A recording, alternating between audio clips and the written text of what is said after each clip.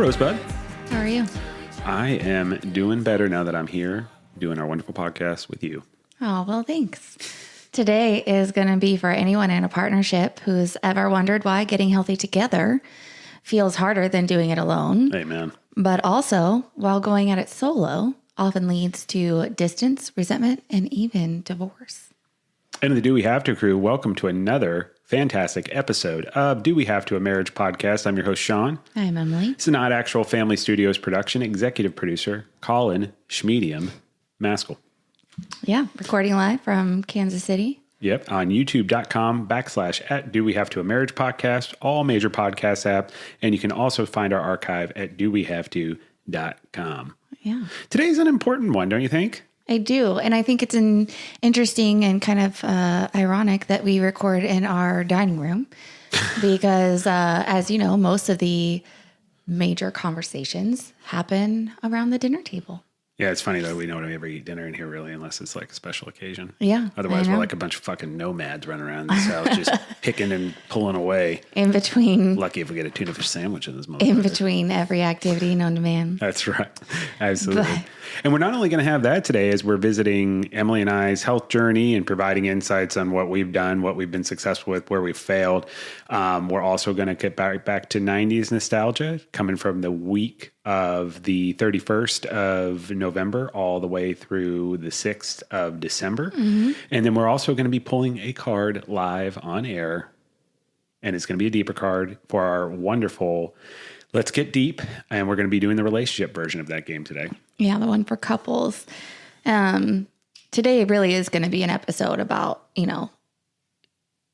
couples and how they navigate things together because we are definitely a couple that has failed every way imaginable with our weight loss journey. Mm-hmm. And we've done it alone. We've done it together. We've done it for each other.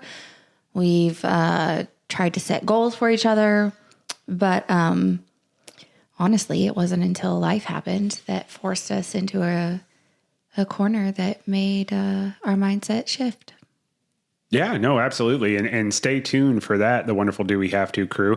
We're also going to, at the end, of course, provide all of our socials and as well as give you all the updates on our wonderful Peloton team, the Do We Have To crew, and talk about who finished in the top 20, speaking of our health journey. Yeah. But no, I completely agree. I mean, I still think we're actually working on it, which I think that's why it's a perfect time to have this conversation with the Do We Have To crew and talk about our experiences because we still haven't got it all figured out yet. Mm-hmm. So we're still in that process of experimenting. I mean, I think we're obviously more successful than we're not every day, but we're still got a lot of work to do. Well, and we're also in the month of December, so we've got 1 month left of the year of 2025. So while people are spending some time thinking about, goals maybe for the new year, which we've also done in the past episodes, we've done like family goals and stuff like that and coming up with mission statements. And we're going to revisit ours and see what we want to adjust and change and add to for the next year.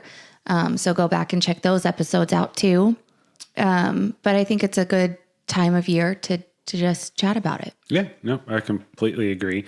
I know we're getting ready to get into 90s nostalgia. Mm-hmm. And of course, what do you think of? Because I feel like 90s was a pretty wild time when it comes to weight loss in general. You had all the like infomercials, Tybo, Richard Simmons? Remember Richard Simmons? Oh, yeah. The little Metabolife. Remember Metabolife guy? Everybody fucking took? Yeah. I mean, we were still fairly young. I think like towards the end of high school when that was like a big thing. But I did Metabolife. Everywhere. Slim Fast. Yeah. Like just think about like the diet craze where people thought about how food worked back then. Like everything didn't have fat in it. And now where things are now. And I still don't think there's a lot of good education out there, but it was an interesting fucking time full of landmines. Yeah. And Emily and I, we're babies of the 80s. We're children of the 90s. And on a weekly basis, we love to travel back in time, just like Marty McFly, and get in the old DeLorean. Sorry. What did you just say on air? Did you say who's Marty McFly? Yeah. Do we have to crew? I have to sincerely apologize on behalf of my wife. I don't know that name. All right, hey, go to dowehavето.com, submit a question. When I said Marty McFly, please tell me that you didn't do what Emily did and was like, who's Marty McFly? It's the fucking main character from Back to the Future, Emily. It's Michael J. Fox. I didn't know that was his last name. Or his first name. Have you seen those movies? No. Well, I mean, I've seen bits and pieces, but I've never seen. I'm so glad we didn't have this conversation when we were doing marriage prep, because I tell you what, I probably would have had some concerns. I don't think I've ever seen the movie all the way through. And to the Catholic Church, maybe we add a couple questions about, interests and hobbies in that predetermined, hey, are you meant to be together or not thing, Maybe take a couple of the financial questions out, throw in a couple questions about fucking Back to the Future. Okay, go on. Jesus Christ. I don't even know where we're getting in our DeLorean, and I swear to God, if you ask what that is, we're going to just stop recording right now. But we're going to get in our DeLorean. It's a car. Thank you. From Back to the Future. And we're going to travel back to the 90s. And as I had mentioned earlier in our intro of the show, we're going to be focusing specifically on the week of the 31st of November through the 6th of December. And lots of things going on during that period of time. Some of them repetitive, and so I'm going to leave those out. But we mentioned the Rugrats movie, but we're talking about now that we've mentioned previously. No, I know, but You didn't see it. No. I said it was depressing. However, this week, specifically with the soundtrack and specifically the hit Take Me There, was at the top of the charts, which is a great song by Maya. I know Maya, right? I know that song. Okay, yeah. Take Me There, I Want to Go There song with Mace. Yeah. It's a fucking banger of a song. That's the Rugrats soundtrack. It came and it was awesome disc. And I'm going to see if I can find it and make Colin post it up here while I'm talking about it. But the CD itself was like a yellow CD, and it was a dope ass CD. I miss CDs just because digital is very convenient. I miss CDs though just because of the artwork, the album cover. Of course, you can get that on thing, but there's something different about having it in that little box of plastic. You know what I mean? Yeah. Now it's like everybody's wanting vinyls again.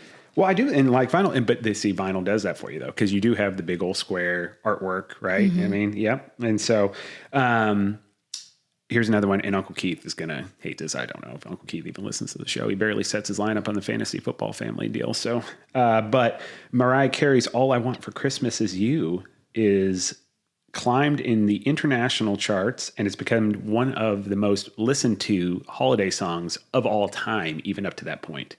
And that's when she released it in December of 1994. December 2nd specifically. It's an iconic song. Yeah, it really is. And I mean, it doesn't go, I mean, it's a timeless song. I think our kids will still enjoy that song, assuming the apocalypse hasn't taken us all out. Sure. Yeah. Is that one of those songs you just immediately have to listen to when Christmas time hits? Like, is that one for you have to hit right away? It's definitely on the list, yeah. I mean, I enjoy it. But you know what I've transitioned to now? And mine is 90s. Polar Express. Oh, I love Polar Express, but Wheatus's new version of their song Teenage Dirtbag, which is Christmas Dirtbag. Oh, yeah. I don't know why, but every time Christmas hits around, that's the first thing I have to listen to. Yeah. Highly recommend Do We Have to Crew. If you haven't listened to Wheatus's update to their song Teenage Dirtbag to Christmas Dirtbag, it is fantastic and can be found on iTunes. Shout out Apple. Yeah. Janet Jackson, another music wonderful trend here. She reached number one on December 4th, 1993 for, and of course, the song was called Poetic Justice, which ironically is the name of the movie that she was in, which is getting national acclaim during that time. Tupac Shakur. Mm-hmm. Tupac Shakur. Tupac. No? You didn't see the movie?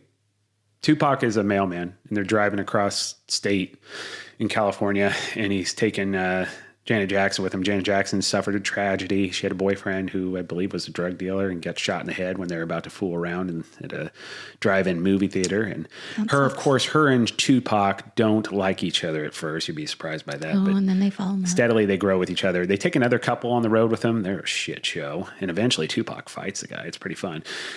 And they were previously they were friends, but he hit a woman. Tupac doesn't stand for that because he's a stand-up guy. Rest in power, King. And really good movie. If you haven't seen that, Emily, those are like those types of 90 movies. They're just like, I don't know if this is a 90s movie or not, but like Love and Basketball, Poetic Justice, Save the Last Dance. Like I would put all those movies together. You got to watch all of those. Okay. I know you've seen Save the Last Dance. And I still think that's 2000s, but that's close enough. You've seen Love and Basketball? Oh, I made you watch that. That's why. Yeah, you're welcome. Boyz II Men on Bended Knee, December 3rd, 1994. It knocked their own previous number one single from the top spot, marking a peak moment for the 90s R&B. You know what that previous song was? No. I'll make love to you like you want me to. Okay. The song we listen to when we fool around all the time. We don't, but yeah. Whitney Houston from has Exhale, or Shoop Shoop, I guess is also called, holds the number one spot in December 2nd of 1995. And it's one of her few of her songs that debuted at number one and stayed there. And it was featured on the Waiting to Exhale soundtrack. Did you see Waiting to Exhale? I did. That's a good movie. And a great banger of a cast. Yeah. Yeah. Let's talk about products and technology. Tickle Me Elmo. December 1st through the 6th, the whole week, there's nothing but buzz on the news. And I've actually seen a ton of videos about this. People going fucking crazy, losing their minds. My mom and dad were actually one of those people out searching for a Tickle Me Elmo for my little sister. I was going to say, Connor would have been 5. So I assume mom did, but mom and dad did all that crazy get up at 5 o'clock in the morning shit. Shout out Papa Ron, because I know he didn't want to do it. But mom had him get up and like go up at stores at midnight, 1 o'clock, 2 o'clock in the morning, and she would hit that hard Black Friday. Yeah. So during that time, national news covered store fights, empty shelves, and inflated resale prices. And there was nothing like, when you think Christmas too, especially during the 90s, it is the Black Friday nutball extravaganza that would occur, and how horrible people were to each other. I mean, these people died during that time. Well, I mean, we would go shopping, but I don't remember anybody dying or fighting for that matter. I also remember the Jones sales at midnight. Right. Yeah. That my mom and grandma would take us to. I mean, people just pile in on top of each other. I've also worked several Black Fridays in my retail years. And sometimes they were really fun because the stores made it fun. And as a manager, it was different. But as an employee, sometimes it was just like absolutely awful and dreading. And like, it just depends on who you worked for, like what company you were working for. But I love that in the last like recent years, like stores are not opening until Friday. Like nobody's having Black Thursday sale or Black Friday sales on the Thursday, like starting at like 7 or 8 on Thanksgiving night anymore. Yeah, it is definitely different now. And I think for the better. I mean, that's where I think we did a good correction, because people weren't being responsible with it, number one. And then number two, you're throwing people that are getting paid minimum wage in not only in danger, but you're making them work all kinds of weird hours during the holidays. And, you know, retail, it requires you to work different hours, but you don't have to do that kind of bullshit. Right. And there's so much online shopping now that it kind of like, I don't think people want to go and deal with it. It takes out, like just do your cyber doorbuster things and be done with it. I still think it would be totally badass. I'm just coming up with an idea here. One store a year, like they do a lottery, and it's like the Targets, your Walmarts, whatever. They do a national like lottery of like these corporate things, right? And it takes a certain amount of requirements to be able to even be a part of this lottery. They let one company get to do a Black Friday event across the country. And it is no holds barred, and it is purge rules. No crime for 24 hours on the lot of that store. What? Yeah. What do you think? So a bunch of people dying? Well, I mean, if it has to happen, but like for the sake of Christmas and commercialism and all that sort of stuff, you put the best deals. Like you make iPads like a cent, and you only have 10 of them. They have to have some sort of product like that, and then you just let them go. What do you think? No. We call Netflix. We get a docu-series for it as it's getting built up. That's like the Hunger Games running to the cornucopia. Like, no. Exactly. No. Okay. Well, I just want to bring some of that 90s nostalgia back to Christmas shopping. That's all right. So let's talk about some pop culture moments, huh? Okay. All right. Britney Spears, Baby One More Time. It's it is being distributed all around the world in all different languages at this point in time in 1998. It is at its peak as far as video distribution. Mm-hmm. Did you like that music video? Yeah, but I was also a Catholic schoolgirl. So like we all thought we were fucking Britney Spears. Because you guys had the Catholic schoolgirl outfit on? So then put you... Yeah. I guess, yeah, she's speaking for the voiceless there, isn't she? I never really thought about that. I didn't go to Catholic school when I was a kid, so I just didn't even think anything of it. I was like, oh, she turned the uniform that we hated and that we would always get in trouble for rolling our skirts and all of that crap. And she turned the system upside down. Huh? Yeah, she made it. How many of you guys got in trouble for trying to dress like her with your schoolgirl outfits after that video appeared? Well, we weren't like, our skirts had to be a certain length. Like when you knelt, it had to touch the floor. But we would always roll them. And then when they would ask us to like... How do they, I was going to say, how do they confirm whether you're obliging by the rules or not? Because there was 2 teachers in middle school that would literally make you kneel on the floor in the hallway. And if your skirt didn't touch the ground, you were in trouble. Out of curiosity, were they likable teachers or they suck? I mean, the ones that enforce the rules. You liked them, but you were also terrified of them. But when you left they were school, good human beings, though. When you left school, you admired them. Sure. Okay. Good stand-up human beings, is what you're saying. Yes. So they were completely within their rights of needing to adhere to that. Yeah, but like then you would just, once you did it, then when you went to the bathroom, you would just roll your waistband again. I mean, I loved that video, and I honestly was never really into Britney Spears initially. And then, I mean, she's one of the best pop stars of all time. She's no Taylor Swift, but she's up there. Yeah, but like we couldn't have it like unbuttoned down and all tied all off. Like no, it had to be tucked in and like. I'm not slut shaming, by the way. I think she looked fantastic, but that's what I think some people would describe that as. Not me. I call it beautiful. Okay. How about December 3rd through the 6th? And you're going to like this because, you're a Foo Fighters fan and that's what they came from. And Nirvana's MTV Unplugged. So they started having those MTV Unplugs in the early 90s. This was one that was so popular, had such a high rating that during this week that we're talking about for 90s nostalgia, they replayed it, I think, a record amount of times, like on overnights and just filling up content or airtime for MTV during off-peak or off-show hours. I've never seen their Unplugged. Oh, you haven't? No. Oh, well, let's watch that. Okay. That would be awesome. And sometime when we're on our cruise, we should watch that. Okay. And we're sitting around having a Mai Tai. I think it'd be a lot of fun. You would really enjoy it. It's good. I mean, it's not our Dashboard Confessional MTV Unplugged. Shout out Dashboard. But it's like probably it's my second favorite. For sure. I mean, it's awesome. Okay. And you can see our wonderful Dave Grohl in the background playing the drums. Nice. And I tell you should see how he looks in this versus what he looks like today. It is interesting. He looks like just a little boy with his long hair, but he was all gangly. He looks a lot different. He's a man's man now, but back then it was something else. But anyway, this got so much playtime and people were watching it even no matter when they were putting out the content. And so it was like a big thing. And I think that's one of the reasons why that continued on, that Unplugged brand. Nice. Yep.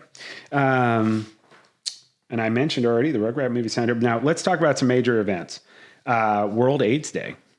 Now this is observed annually, obviously, but in the 90s, this was pretty much its peak as far as awareness, the transition of going from AIDS, which was like looked at as almost like you're a leper if you have it, right? We can't drink out of people's fucking water, the water fountains, that kind of shit, kind of hysteria, to then, really focusing on the human aspect of it, removing the taboos, and then also, fundraising for it. And then they started doing this. Now, I believe World AIDS Day started like in 89, but 90s is like when it was happening. Wasn't it also like MTV Real World? Like, didn't they have like their first person with AIDS on? I don't know. That's a great question. I know I can tell you that MTV had campaigns for it.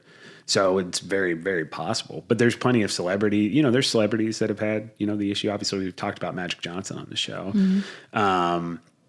And those sorts of things. But this is when it was at its peak as far as celebrity involvement and a big push behind it. Obviously, AIDS awareness is still a thing today, but it's so different because it's steadily becoming more and more a curable situation where you can live with it.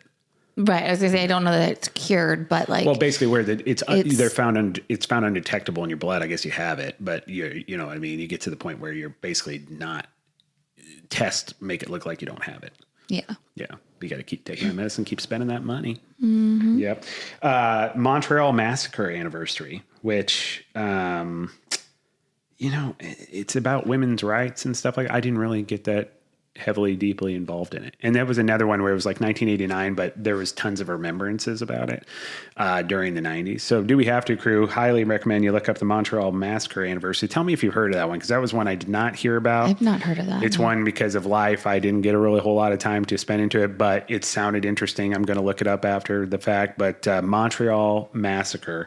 This occurred December 6th. Now, the tragedy occurred in 89. In the 90s, featured major remembrance coverage and discussions on women's rights and safeties. So it's not good, whatever happened. No, and I feel bad I didn't study that because it sounds like it was really important. Yeah, sorry about women's rights just weren't time allotted, I guess. But I just didn't get to it. I'm sorry. NASA Hubble Telescope of updates. In 1995, between December 6th and December 5th, NASA put out a bunch of pictures from the Hubble Telescope. And one of those was the Pillars of Creation. It was reprocessed, obviously, and then the image was displayed. But the Pillars of Creation, you've seen that, right? Mm-hmm. Can I say something? Yeah. I don't want this to sound like I don't care or that if you're really interested in it, that's bad. It's not. I just don't get it. I don't get glass. It looks cool, I guess. I don't know. It's just gas, right? Just sitting out there. Space scares me, though. Now, you know, it's probably my insecurities about space. And I'm like, fuck space. I don't even care about it. You're stupid. And then I'm like, God, it's so pretty. I was going to say, I think it's just beautiful. It is beautiful. You're absolutely right. I just don't understand about, like, you can't get there. It's pretty cool that they can go out and find those things. Okay, I'll shut the fuck up. I'm being an asshole. Pillars of Creation. Awesome. Highly recommend. I'll make sure Colin puts a picture up of it. I don't even know. Yeah. But yeah, the guys, thank you so much for getting deep in the 90s with us. And again, you know, every week we'll review the week prior. Yeah. Sometimes better than others. We'll make sure and do more background research. But go to dowehavето.com. Tell us what you think about all the 90s topics we have. If you've got any 90 topics you want to be mentioned for the upcoming weeks, go to dowehavето.com, submit a question or comment to the show, and be on the lookout for our wonderful shorts that we do talking about 90s. Yeah. And speaking of Let's Get Deep, Emily and I, we're on a journey of self-discovery. Deeper with each other. We can, even though we're on 13 going on 14 years of marriage, there's still things we find out every day we don't know about each other. And one of the ways we figure that out is by playing Let's Get Deep by Relatable. By Relatable. Yeah. Featured on the show on Hulu, Secret Lives of Mormon Wives. Yeah, they did the friend version. The Wonderful Ladies Mom Talk played the friend version. We have multiple versions. We have the friend version, we have the family version, and we have the relationship version. Yep. And today we are going to focus on the relationship version, and we are certainly focused now this week on, or these upcoming weeks, deeper cards. Yeah. We got him. Pull a card live. Emily tries to, so for you new Do We Have to crew members, we like to do a live pull on the show. Emily tries to, the best she can, figure out what the card is going to be beforehand. I have to watch her like a hawk. Yeah. What do we got, Em? I don't like surprises. And our deeper card today is... Which characteristic of my personality do you most admire and why? I like your sense of humor because I think laughter is the best medicine. And even when we sometimes hate each other, I feel like you make me laugh every day. And I think that's really important. You hate me? No. There's times where you hate me? You know what I mean. I'm kidding, when we're having... Yeah. And I still tend to throw in some humor there once I've ever cooled down. But yeah, that's just who I am. You know, we're going to be talking about our health, here shortly. And to your point, I grew up, I was an athlete, but I grew up a fat kid that moved around a lot because of the military. So I think one of the things that I hung on to or was real important to me, plus my dad had he's a really good outgoing, he's a really good outgoing personality. He's really good at interacting and talking with people. So that was something that was important to me, and it was something I always got positive attention for. And so that was something that I locked in on, and that's still a part of me to this day. Yeah. Yeah. Can I tell you something? You know what's so funny? You know what made me think of that when you said the sense of humor thing, and I started talking about being able to talk to people really well about my dad. Mm-hmm. You remember the first time I met your parents? Mm-hmm. Do you remember what your mom said? Because we were talking about getting engaged. And they knew that, obviously I was a serial engager up to that point because I told them, I'd been engaged twice. It wasn't the first time you met my parents. It was the first time we went to Illinois. Yeah, but it wasn't the first time. So it was the second because they did come in town that one time when your dog died. And I think that was the first time I met them and your sister. And then we went to Illinois eventually. And I know we were talking about, hey, we're in a serious relationship. We're going to, and had that conversation with your parents. And just FYI, people, we got engaged 6 months after meeting each other. So right. But at that point, we moved really fast. Yeah, I know. But again, so it's easy on paper, I guess, to be like, well, there's some red flags here. And rightfully so, if you're a parent. I mean, I think those are questions you need to ask. But one of the engagements I was in was 7 years of relationship. The other one was 2.5, 3, right? And then as you're growing, I mean, hopefully you're finding out more about yourself, what you want, what your goals are. I think you make those decisions quicker, but I mean, there's no wrong or right way of doing it.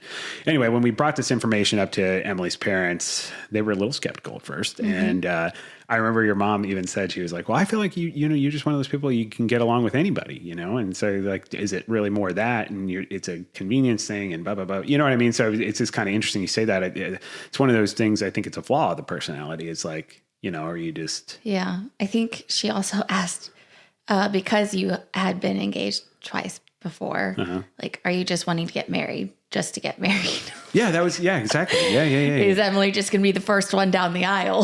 I mean, it's a fair question. You know what I mean? Yeah, I think that's where the joke, I'm your first wife, came from. Probably so. Here we are 14 years later. Yeah. Or 13. Almost still 14, still your first wife. That's right. Yeah. For now. Yeah. Make another fucking Marty McFly comment again, see where that happens. Yeah. But no, my favorite for as far as your personality standpoint, I like your, I don't know. Oh, Grandpa's clock's playing. Shout out Lester, really rest in power, King. No, that. actually, I like the interruption, and I like the fact that I think about your grandpa when it goes off because he was the man. Yeah.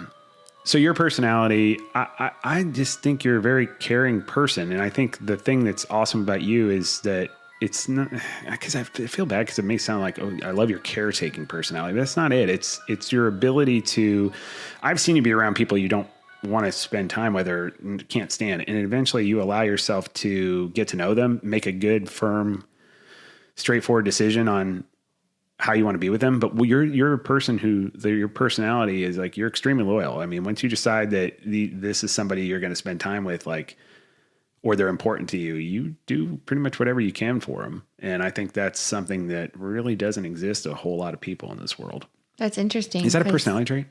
Well, you always tell me that I'm not as loyal as. Well, that's so. Well, let's pull back the veil here a little bit. I do have some insecurities about loyalty when it comes to our relationship at times. And I know when we've gotten in arguments, that's something that's come up that I tend to go back to like a hurt puppy all the time. You know, and some of the things we've talked about, which is on previous episodes, we don't need to talk about it again, but feel free to go and check out Emily and the episode called the one where Emily and Sean almost got divorced and the one where Emily and Sean saved their marriage earlier in season 1. And you can do that at youtube.com/Do We Have to Marriage podcast, all major podcast apps, or archive at dowehavto.com. But I'm getting really good. I might get a job at you remember the radio, how they speed up the things? Man, I might even need to do that for me. Oh, like all the little where they sell the things that are fucked up that you shouldn't be allowed to do if you're a company, but because they say it real fast on the radio, it's okay. It's okay, yeah. But I do think you're extremely loyal. I have some insecurities in times where I feel like I don't get that same treatment. Got it. Does that make sense? Yes. And it's an insecurity. I don't think that's the reality. I just think that comes up there. And that's because of the past things that we've dealt with, gone to therapy through. It's still always a work in progress. So we're doing a podcast on marriage. We still have not unresolved trauma, but trauma we're still processing through, even though we've technically gotten through it and resolved it with each other, right? Yeah. And it'll come up sometimes. Well, we are not experts. We are not licensed therapists. We are not professionals in any standpoint when it comes to mental health, nutrition, no, we're parenting, just talking about our experiences. Marriage. We are just two random people who got married and sit in their dining room and talk to each other. Absolutely. And you know what? If it benefits you, we're pretty much better than those therapists and licensed people that have spent hundreds of thousands of dollars training and stuff, because if we've given you an example and it actually is better to you, then, I mean, should we get a PhD? I mean, that's up to you. Do we have to accrue? But probably. No, we shouldn't. Yeah. And thank you, everybody, for allowing us to get deep. Now, hey, let us know, it doesn't have to be your partner or somebody you're close with, your friend. Tell us about how about this? Instead of you talking about your partner, if you want to, that's great. If you're married or have a close couple, you can certainly bring that up, submit a question or comment to the show, dowehavето.com. Why don't you talk about what your favorite thing about your personality is? I like to hear, what is it important? It's always kind of interesting to me to hear what people's important. So, assignment for the Do We Have To crew, reach out to us, let us know. And, some of the best answers, we'll, if we get them, we'll put it on air. Yeah. I like that. I do too. And on this path to self-improvement and this journey of, becoming better human beings and a better couple together, which we hope then, as people learn about our mistakes and our successes, that rubs off on them as well. And they're able to make good, informed, proactive decisions as opposed to a lot of the decisions we have to make, which is reactive. There is nothing more different or more difficult than our journey when it came to our weight. Yeah. So over the next couple of weeks, we're going to talk about what actually works for couples trying to build a healthier life together, not just physically, emotionally, but relationally. Yeah, you know what I mean. What were you trying to say? Like relationship. I don't know. What's that word? So you can just say what it works from a relationship standpoint. You don't have to come up with a fancy word. I don't know. But it was, we've done a lot of research about why marriages thrive when partners grow together, why divorce rises when one person changes and the other one doesn't, how communication styles impact healthy living choices, and what motivates certain couples to succeed in all of it. And we're going to give you some of those tools and communication frameworks and all of that stuff to help you go through that mind shift change and be successful, not just as a couple, but individually, and do it individually, but together, if that makes sense. I love that. Very insightful. Very Demare. Thank you. You're welcome.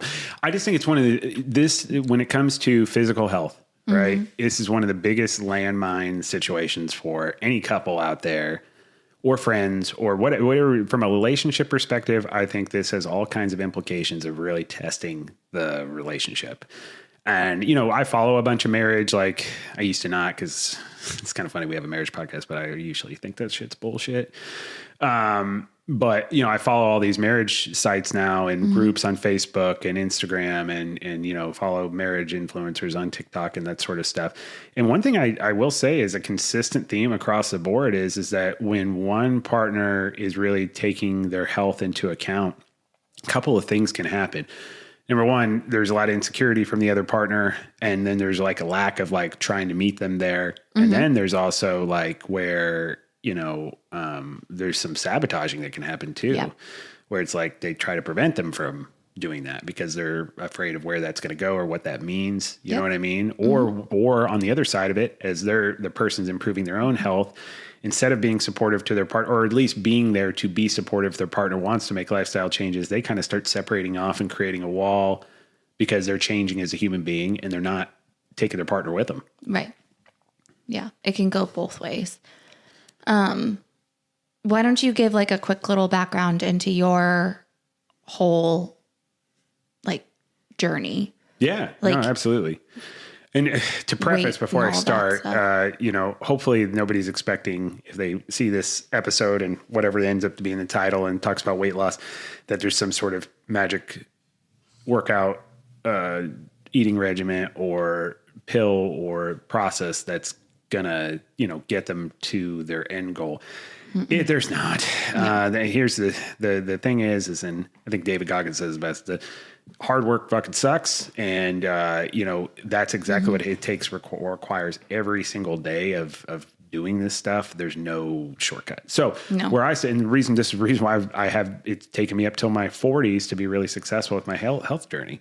I grew up, I've always been bigger. I don't know. I can't really remember a time where I didn't have a weight problem. Maybe 4 and younger. Probably from the time I was 5 all the way through, pretty much up till 4 years ago.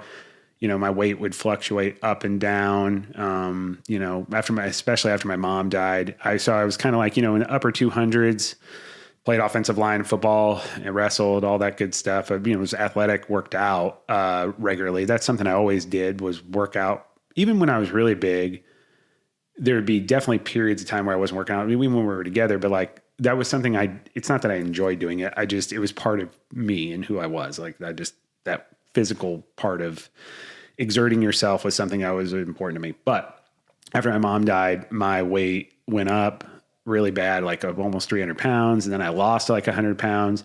And you got this repetitive cycle of like just going back and forth between that. Right. Mm-hmm. And because I wasn't eating very well and my weight was fluctuating up and down, I started having health issues. So the first one was hypogonadism, which is basically your body, because your hormones are all off and you're all fucked up from your unbalanced lifestyle and weight, your body starts naturally stops producing testosterone. So all of a sudden my testosterone dropped. Well, it created issues with my mental health. Huge weight gain, because all of a sudden it was like, I went from like 2 something to 3 something, 350. You know what I mean? That's when we're together. You know what I mean? And I started taking testosterone treatments, but like that doesn't just then correct everything that had happened. I had Guillain-Barré syndrome, which I had to spend few days in the hospital for. No, I don't think a couple weeks, few days in the hospital for, and had issues with it for a couple weeks. It was over a week. Okay, fair enough. I just didn't think off the top of my head. And Bell's palsy, which is why, I don't know if you can really tell, but part of my face is a little bit drooped, and that's never coming back, and that's from Bell's palsy. So he started having these autoimmune responses. Basically, my body started attacking itself because of the way I was keeping myself in shape. And finally, kind of fast forward, for you and me, I think I tried avoiding the responsibility of like what it means to be healthy. I don't think I was doing it on purpose, but I definitely don't think I was, as we were married and stresses and things started to increase, I think I only treated my body more poorly. Mm-hmm. And which means my mental health was off. And I know that that's a big part of the reason why we've had marriage issues, was kind of how I was taking care of myself physically. All that stuff relates and intertwines. And I got to the point where I was almost 400 pounds, went to get a colonoscopy because my mom, she passed away from colon cancer when she was 46. Going to get a colonoscopy. I think this was 5 years ago? This was 5 years ago. Yeah. Because I'm getting one next week. Yeah. Right? Because Shout out KU Med. Going to be going up my butt here. Well, shortly. No. It was 5 years ago. Oh yeah, I guess it was because you were. Because it was the year before we got the surgery. Uh-huh. So I get on, they do the whole thing. And at that point in time, I'm pretty sure I'd sleep apnea, but I was, wearing a CPAP machine, just bandaging things that were symptoms rather than dealing with the actual problem. So I can't sleep because I'm snoring, can't breathe at night. It's not dealing with my weight that's causing it, to just get a machine that helps me breathe at night.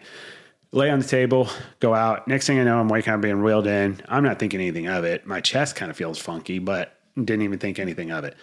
They pulled me in and found out that I had stopped breathing on the table and that I was completely blue, and they had to resuscitate me and then bring me back. And unfortunately, after that, they sent me home, but I started feeling really bad. I got like a fever of 107. Had what's it called? It's not asphyxiation pneumonia. Like aspiration pneumonia. Aspiration pneumonia, yeah. And I had to stay in the hospital several days for that. And it caused all kinds of problems. And it was there that the doctor said to Emily and I, it's like, if you don't lose weight, if you don't lose 100 pounds like now, you won't see 40. You won't see 40. That's right. Yeah. And so it was a very sobering conversation that really made me have to review my own mortality, think about how I've been setting myself as an example to not only Emily, but also to our children, who are growing up and all they see is a dad who can't do certain things physically and is just sitting around eating all the time.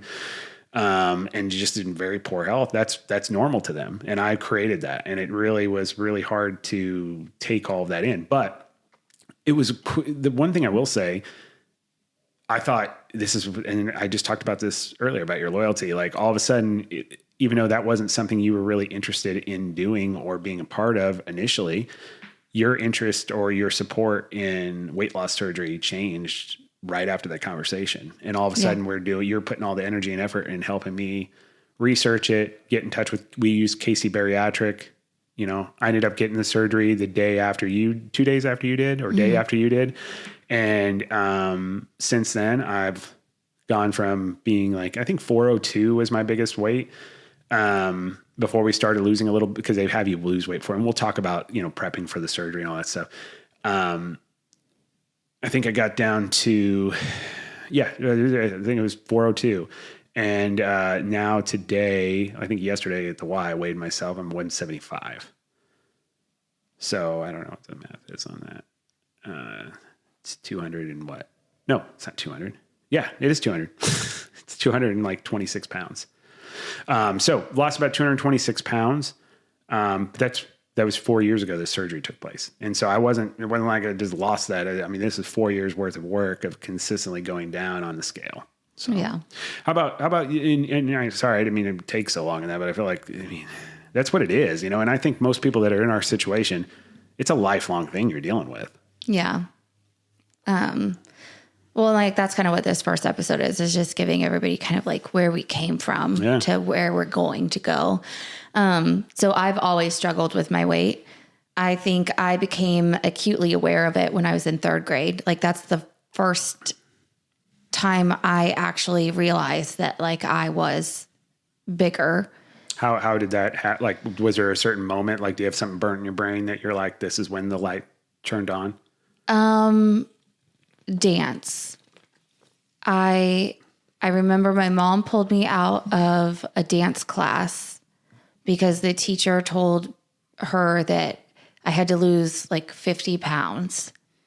In third grade? Or I couldn't dance for her. Oh my God. And my mom was like, well, then she's just not going to dance for you. Yeah, fuck that. But I also, I mean, not that this is anything like to knock, but like both of my parents are bigger. Yeah. My dad's side of the family was all big. Sure. My mom's side of the family had a mix of bigger and smaller, but you know, my grandma always wrote down everything she ate and a calorie count. Like she had it right there by her coffee cup.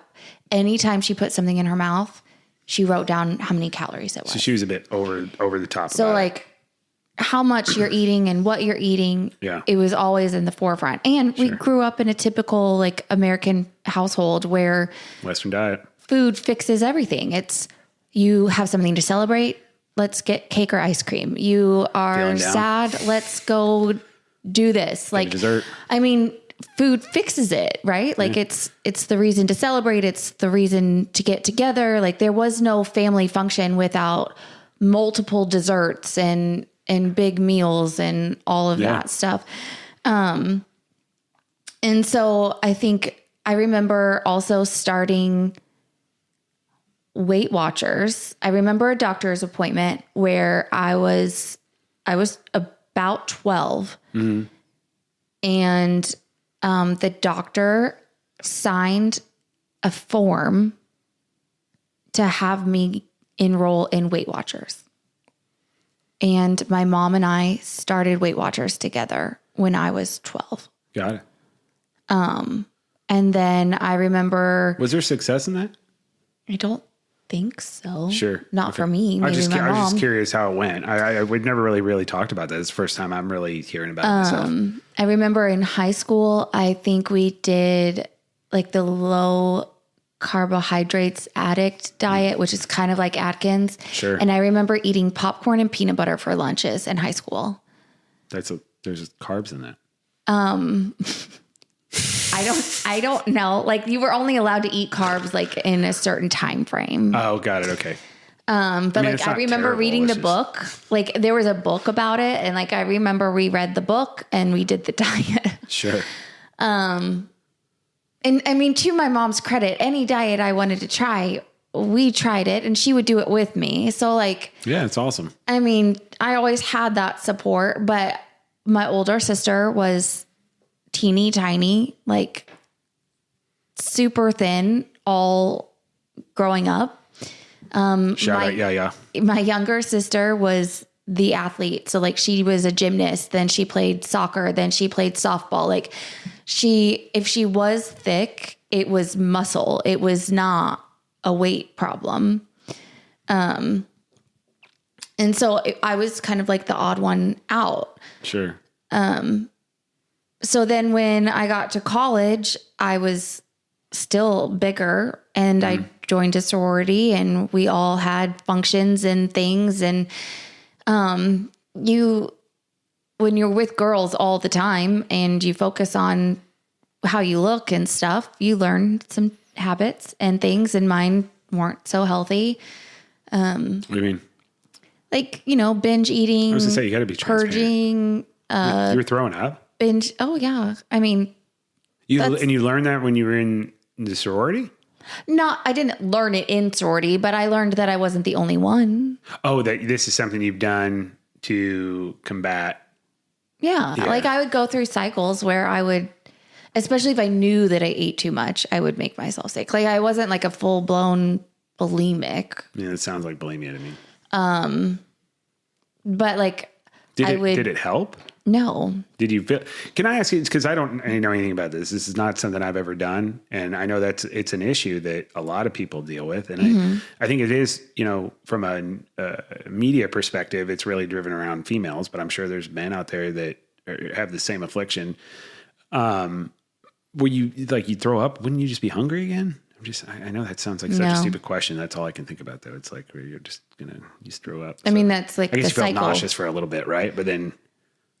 I mean, that's kind of like the cycle. You would eat until you would throw up. Like it was binge eating, and then you just throw everything up. And the thought process is like, I'm not taking in those calories because I threw everything up. Yeah.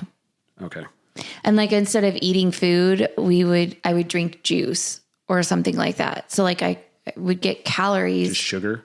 But I was just drinking, like juices, like. Oh, you mean like processed squeezed juice?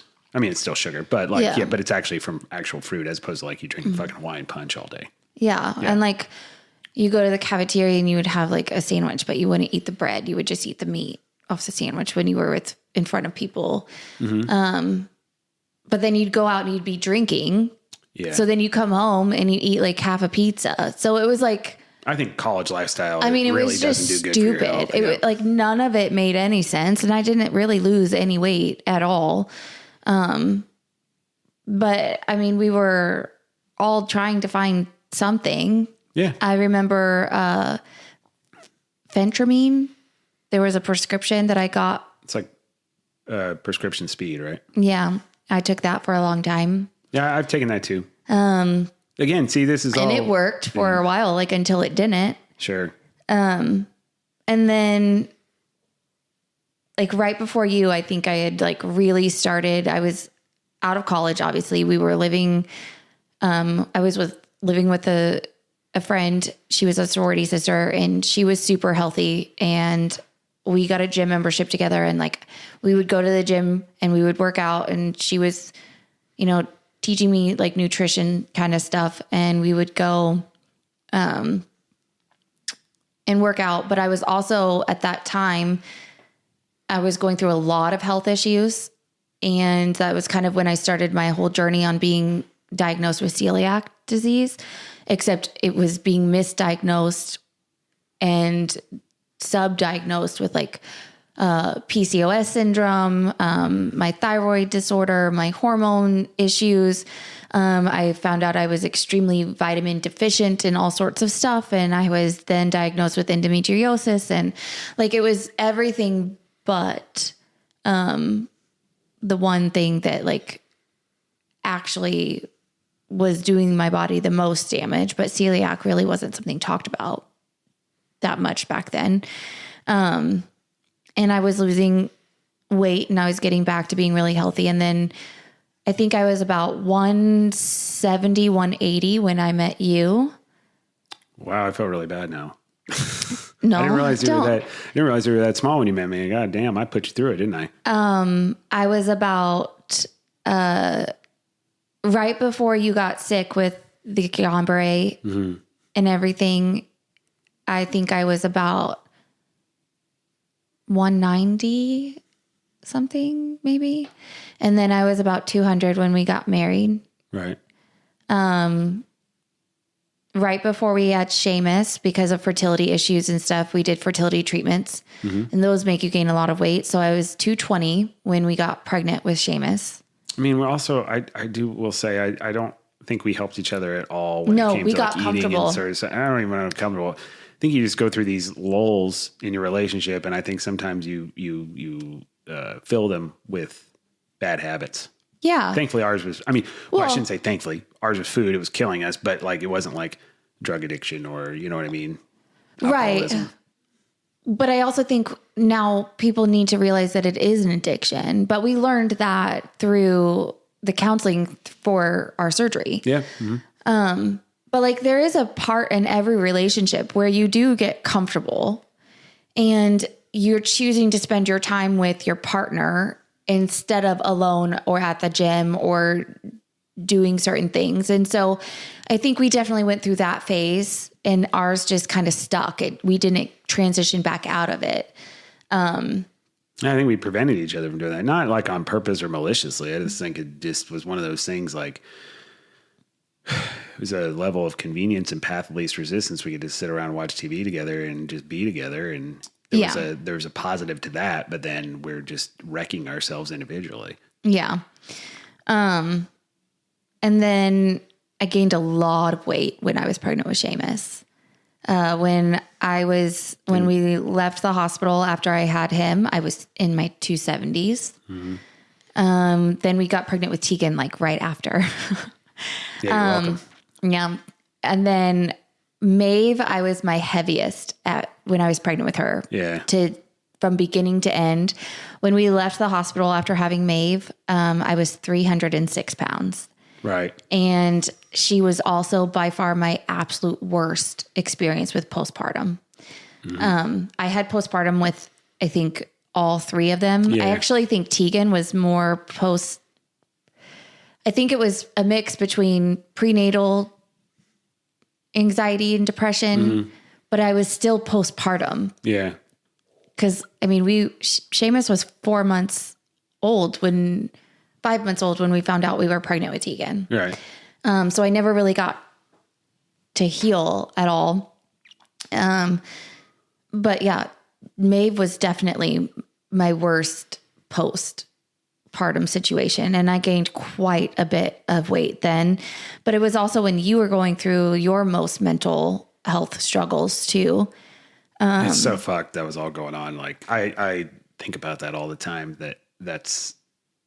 I'm trying to think how old Seamus was. He's 4 years older than, no, he's 5 years older than Maeve, right? Almost. Mm-hmm. So you got a 5-year-old, a 4-year-old, and a baby dealing with a dad who doesn't have his shit together at all mentally. And I think about that almost every day. But yeah, you're right. No it was clue. all happening. I mean, yeah, you say that. It's just, but at the same time, it's like there was a period of time where I was absent from him. You know, and I want to focus on you. I'm just saying, like, I feel terrible that you have had your body ravaged 3 times, because that's what happens. I mean, your body gets fucked up when you're having a baby. I don't need to tell anybody that's a woman that doesn't know that. And then you are having to deal with me falling apart, you know, while that's all going on. So, I mean, it's no wonder that, you know, it's not an excuse. It's just, it's no wonder there's a cause and effect that, you know, you really had some issues with your physical health while all that was going on. Well, I mean, yeah, but also I knew part of your issues mentally was my fault because I pushed us into having a third kid. Oh, I don't think I was falling apart from a mental health perspective because we're having a third child. I think there's stress and pressure associated with finances. That's nothing anybody has. It's when you don't have your shit together, those day-to-day stressors, you can't handle them. It had nothing to do with that. So I don't want you to think of that. Go ahead. But now I think we're both on the same page. Like Maeve completes our family. Like there's no us without our, yeah. It's not even quite, I don't even know why we're just talking about it. Yeah, no, absolutely. I'm so thankful we did. And we're going to talk about, I'm a completely different fucking person. Like, I don't even know who that guy was. I mean, I know who that guy was because I was him, but like, I'm just not that person anymore. So anyway, go ahead. But when the surgeon suggested that you get gastric bypass previously, I was like, nope, that's cosmetic surgery. That's just like the easy way out. You were kind of an asshole about I was it. I'm gonna really be honest nasty with about it. You Like, were, and it was one of those things. Talked Like, about it before. I was trying to figure out ways to really rebound and get my health kickstarted, and you motherfucked me about that. You made it like I was like doing something mean to you by getting the surgery. I did. And that's I'm not trying to shit on you. I'm just saying that's the reality. So if you want an example, like, you know what I mean? Like, I'm sure there's been plenty of times I've held you back from working out or doing something because of what I had going on. But like, that was a time where it was like, I was trying to hit the reset button and you were like, that's fucking bullshit. Yeah. Why would you do that? That's so disrespectful. But then which is insane. I realized that it was like really your only option. I could either be a single mom in the next 3 to 4 years with 3 very young children. And at that time I was a stay-at-home mom. I was working part-time in the evenings and weekends because we needed the income. But like for the most part, I was a stay-at-home mom. Yeah. And I didn't want to be a single mom. I didn't want to have you not be here. Like, you were my best friend. I didn't want to be a parent without you. I didn't want any of that. Like, we needed to figure out how to keep you here forever. And if that was the only option, then that was the only option. And that was what we were going to do. And I remember going to our first meeting with, the doctor, and he looked at you and he was like, okay, we've got this. Like, we'll get you done. We'll get you taken care of. Like, there's hope. There's an answer. You will be here to see 40. Yeah. I remember and that. then he looked at me and he said, have you thought about doing it? I also remember that. And I said, no, we're here for Sean. And he's like, but have you thought about it for yourself and your health? And I said, no, I don't have a problem. And he said, are you sure? And I was like, I'm good.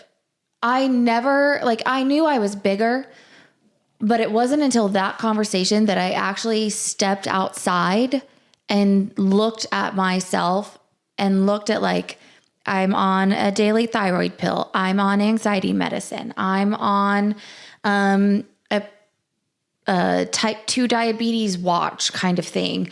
I can't do this or this because my knee hurts, my back hurts. Like, I wake up in pain every day. I can't eat certain foods without throwing up. I can't do this because of, this issue or that issue. I have medicines that I have to take for this problem and that problem. Like, I was like a walking medicine cabinet, and I had so many issues. And it was just like, my weight didn't cause any of that. Well, maybe it did. And I also thought I wasn't as big as I was, but I was as big as I was.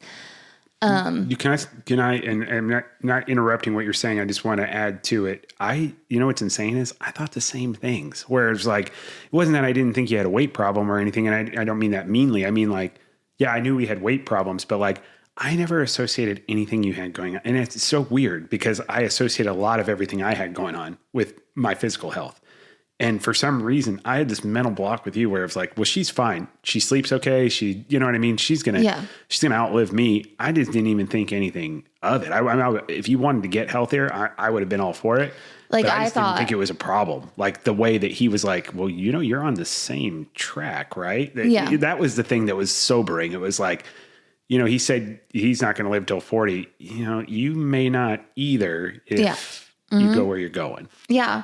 Like, I thought all of my problems were mostly like hormone and reproductive kind of issues, which, that's a problem, but it's also because I'm not my body's being suffocated by negative things that's coming into it. I'm not giving my body the proper nutrition. I'm not giving my body the proper amount of oxygen, and my muscles need certain things, and I'm not doing that. It's fat on fat on fat. And that puts a lot of pressure on your organs to work and do what they need to do. And so we went home after that appointment, and I started researching, and I mean full-blown research. And I think not just because I was afraid of the surgery itself, but the more research I did where couples had one person go through the surgery and succeed, they ended in divorce. And I didn't want that. Yeah. There were very, very few. I think I wrote it down. I think So not only did couples that did it together, I learned had a higher success rate of not just the weight loss, but a long-term loss by about 50%. So that's when both people did it. And then there was an increase in divorce rate by 15%. And those that ended in divorce were the situations where one person was more successful than the other. They lost more weight, but then they also changed their viewpoint. So the couples did it together, but they realized that they were each other's toxic part. So they still ended up in divorce, but there was only about 15% of those couples. Sure. Watch My 600-Pound Life. You see it all the time where the relationships don't work out because they're either they're not a feeder. That's fucked up. That's like a sexual thing, isn't it? But it's like they're a enabler. Yeah. Enabler. Yeah. And they don't want them to get, honestly, like subconsciously, I don't want them to get better. Mm-hmm. Yeah. And like they turned it into a competition, and then it became resentment and blame and guilt and shame and all of that stuff. But I think we did it together. We did a program also that included therapy, nutrition, education. And allowed us to do it as a couple, but also individuals too. Yes. We had our other therapist outside of it going through things with us. Mm-hmm. And they were all for it too. That was the other thing. So when we talked about it, right, when we double checked with our relationship therapist, shout out Heidi, family water counseling still, maybe, I don't know, but it's been thank you. She was all for it because, I think she realized that like a big part of the things we were doing with each other that were negative were possibly symptoms of the fact that we weren't physically healthy. Right. And we'll talk more about like what the program entailed pre-surgery next week. But the day of our surgery, which is, the day of our pre-op appointment, which is the day we started our liquid diet. Yeah. I was 316 pounds. Wow. And I think that was the highest I've ever been. And today I've lost 175 pounds. And at times, I know, because sometimes, like, depending on the month, well, it's not, and when I say month, I hope nobody takes it like period, because obviously that's not an issue. But you fluctuate, but like, I'm doing the math in my head. You down 180 pounds at certain points. I mean, you just fluctuate between, Yeah, like when I got on the scale this morning, I was 141. Right, but you've been all the way down to the 132. It just seems like it's a fluctuation between those. Yeah, I go between like 138 and 142. Right. Yeah, but I still would like to lose about another 5 to 10 pounds. Sure, yeah. And we'll talk about that too, like what are we doing now, right? And but I'm very proud of you of what you've accomplished. I think it's I'm really amazing. proud of you too. So, yeah. And if anybody's interested, especially if you're in the Kansas City area, we utilize KC Bariatric, and I have nothing but good things to say about that experience. There was a couple things and it has nothing to do with KC Bariatric, but there was a couple things right after surgery, which hopefully it's more entertaining and funny for you all when we're talking about it. But that I would have proactively prepared myself a little bit for. But we worked with Dr. Hamilton at KC Bariatric, and he was fucking phenomenal. Not only was he like an empathetic, understanding human being, but he really explained everything to us, how it works, how your body works, and then explained the process. And he did a hell of a job in this surgery. Yeah. Next week we're going to chat about like what the therapy entailed of, like the addiction therapy, the mental health therapy, the nutrition and all of that stuff. What the diet looked like pre and post. We'll talk about some of the new challenges that we faced. And then we're also going to tap into how GLP-1s work and kind of what that whole new outlook is, because everybody is on something now. And instead of it being like an over-the-counter pill, it's a shot. And there's a trend happening now called the Ozempic divorce. And I think that's really important to chat about. And so we'll talk about that next week. But yeah, that's our background so far. Yeah. And, speaking of this, we've talked about our health journey previously. You okay over there? Yeah, sorry. Had to fix my paper. We've been talking about our health journey a ton. And one way we've kind of channeled that and made it where hopefully it's something that not only we benefit from by staying on top of what we're doing during the week and how we're treating our bodies physically. We've also tried to incorporate our Do We Have To crew members in it, and that's our Peloton team. So Peloton, they came up with an update on their app where you could either join a team or create one. And there's a whole social interaction associated. I mean, it tracks your workout time. It compares you to everybody else on the team, not in a negative way, but just in a way where you can stay motivated. It allows us to communicate. And Emily and I, we've grown it from, we started out with 2-3 people when we first started this show to now we're well over 100. And we announce every week now where we're at in the middle of the week, because it typically ends at the end of the week. The monitoring, I think it ends on Sunday, and it counts that as the week, and then it gives like a top 20. We like to give in the middle of the week where everybody's at to hopefully motivate, hey, get up in this top 20. And we'd like to announce it and make sure that everybody is aware of who's in our top 20 when it comes to workout time. For the Do We Have To crew. And hopefully that motivates you, to continue to get in there and be a part of that top 20. And we'll announce it pretty much every week. There's been times where we haven't. Now we've got a wonderful Amazon Kindle. Shout out Amazon. They don't sponsor us, but we have one. So now I can actually, instead of having to print it out, was a horrible pain in the ass. Peloton, fucking put your team section thing, not just in the app, put it on the fucking desktop too. That's so stupid. You want us to use it, but you're only going to do it in the app. It's fucking dumb. Love you, Peloton.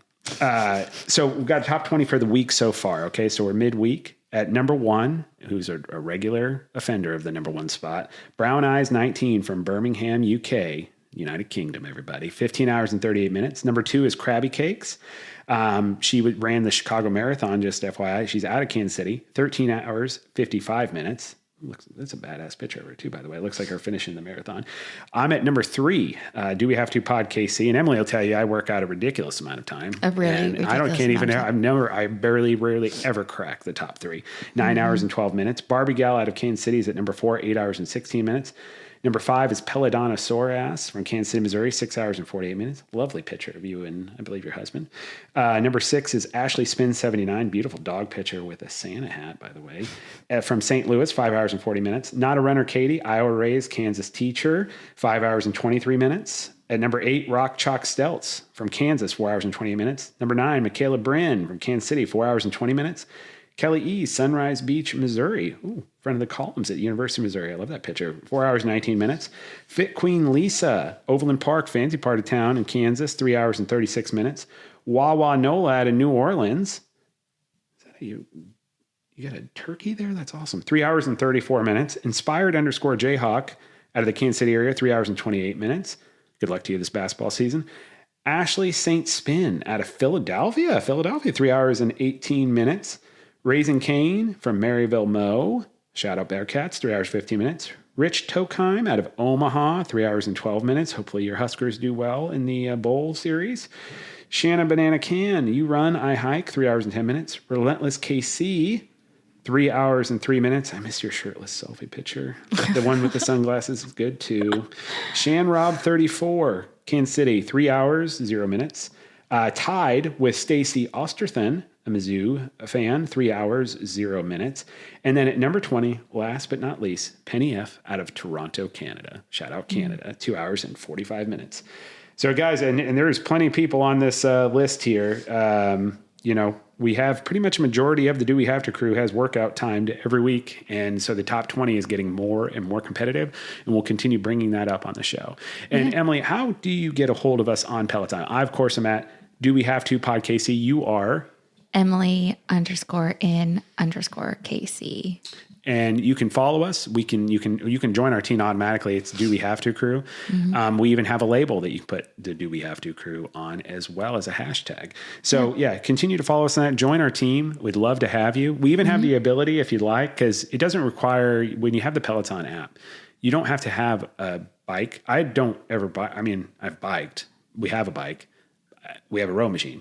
I don't ever bike or do row machine. Everything I record, my working out, is strength training and typically cardio, running or the stairs. So you can do all that. You can track it. It has GPS functionality. You can have the app and not have the machines and still be a part of the Do We Have To Crew. We actually have, and I'll put it on our socials, and Emily will mention those here shortly. We have the ability to give, I think, a 3-month free trial for the app. And I think the app's like $40 a month, something like that. I feel like every Peloton member has that ability. They do, but I mean, nonetheless, we'll give it to you. So you have to know somebody. So you're going to be a part of the Do We Have To Crew. You may as well benefit off and get a few months free Peloton app. Give it a shot. Join the crew. See if it helps you in your fitness journey. If it doesn't, no big deal. But if it does, and we can talk about too, as I don't know, maybe we have an additional episode. We talk about our whole weight loss journey and the surgery and everything, but maybe we start talking about what we do. Maybe as a third episode, as far as like workout routine and those sorts of things, where we still struggle, because food's still a struggle, right? So that's not going anywhere, and we can talk about those things. Yeah. In the meantime, please be sure to check us out on dowehavето.com. Great transition. Submit questions or comments. You can follow us at YouTube at youtube.com/@dowehavetoamarriage podcast. Instagram, Facebook, and Threads is at do.we.have.to. Twitter is at dowehavtopod, and TikTok is at dowehavetoamarriagepod. And Peloton does not sponsor us in any format. Nope, they don't sponsor us at all. I would love for them to, but they don't. But sure. Holding out for that treadmill. One day, Peloton, one day. Until then, I'll still use your bike in your row and your strength. Me and Callie on the strength. I mean, I feel like she's my best friend. Yeah, no, absolutely. And, wrapping up the show, guys, here's what I will say. And I've thought about this actually a ton. It happened yesterday. We're at the gym. And I'm in no way trying to put anybody on Front Street by any means, but there was a really big guy there, and a guy that reminded me of me as far as like when I was at my biggest, close to the same height. Maybe he's a little bit taller than me, very big. And I was watching him work out, and there just seemed like, I don't know, there was a stress there, and I could be misreading it. But I remember he looked at, I work out in the evening. I'll work out during the day, during my lunch break from work, if I have the time to do it. And then I work out a second time in the evening with my son, who's had a lot of success since we've, one of those things, modeling, right? It was interesting because he watched Seamus multiple times, because the guy wasn't lifting very much weight, right? Big, it looks like, just newer, or at least getting back into the fitness game. And so he's looking at Seamus, who's 11, and Seamus is lifting a certain amount of weight, and he's got like the same weight, or in one case less. And I could see this look in his face, almost of defeat, in the sense of like, well, here I am, I'm an adult, big guy, and I'm lifting what I'm lifting, and I'm watching this kid, and he's lifting more than me. And it's like, in my mind, I'm just thinking, I've been there where it's like, well, maybe I just wasn't meant to be what I want to be. And maybe there's just people out there like Seamus Moose that just naturally are stronger, and it just comes natural. And it's like, he didn't see that we've gone 210 days in a row to the gym. Right. All he sees is the kid lifting a little bit heavier than him and looks to be in pretty good shape for somebody who's 11, right? You know what I mean? He sees me run, doing whatever.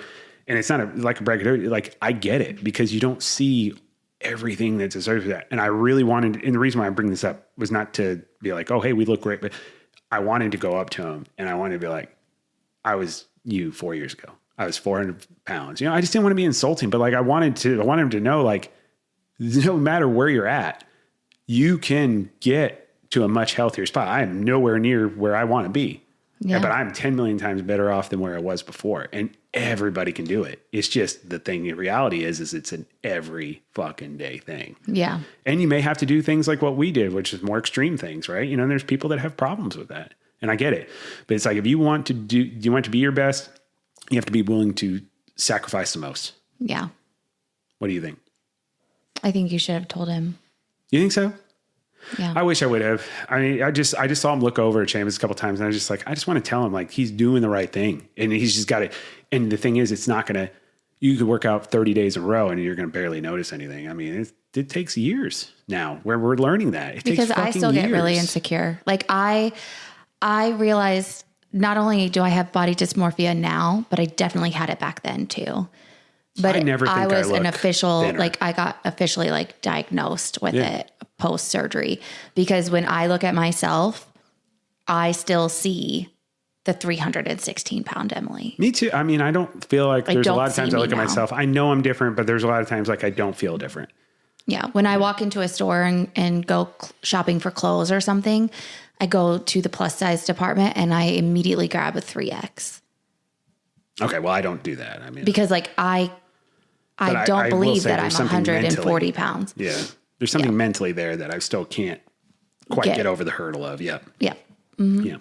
So we're out there with you. Do we have to crew? Again, shoot us a message. Let us know, if you have any questions or if there's anything we can support or help, or if there's anything you want to be, have discussed on the show. If it's of value, we'll look at it and we'll do that. So dowehavето.com. And while you're out there and you're working out and you're bettering yourself, make sure you're not being an asshole. I love you, Elizabeth. I love you too. Wake up, I'm about to shake up every little thing, show you all that we can be. Come dance in my club.